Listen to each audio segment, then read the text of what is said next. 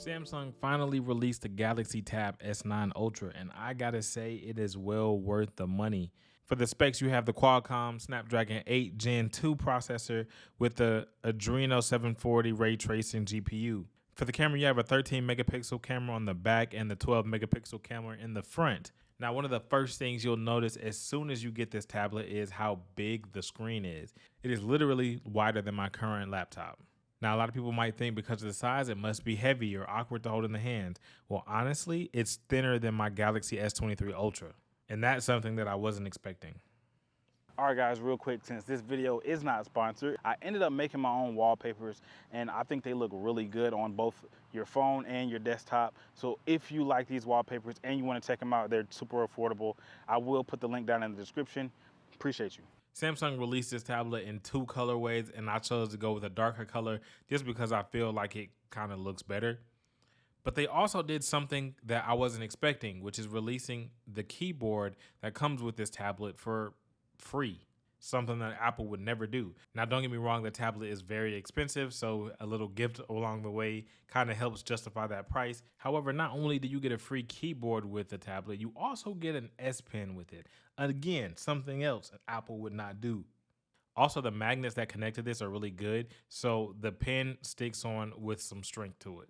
Now, when I was using the S9 Ultra, I constantly had a reminder of how good the screen actually is. And at this time, I guess it's kind of hard to find bad screens, but for the price, this is definitely worth it.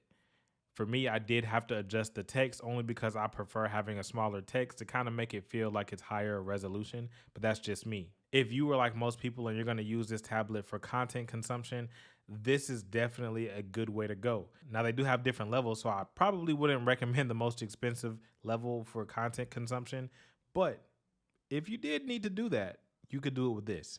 The colors are really good, really bright.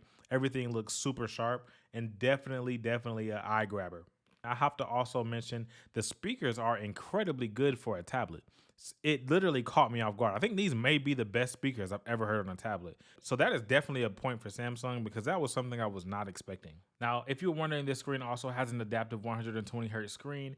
And again, just as smooth as you could expect it and pretty normal for today's generation. So yeah, it's there. I think the biggest thing to talk about when it comes down this tablet is how great it is for just about anything you can think about. The battery is very good on this tablet.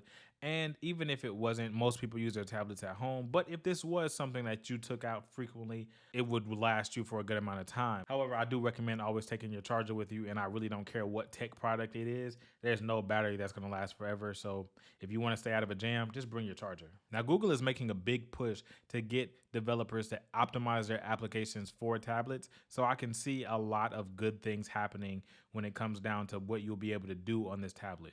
But don't get me wrong, you can still do a lot here. And actually, this would be perfect for any college student out there.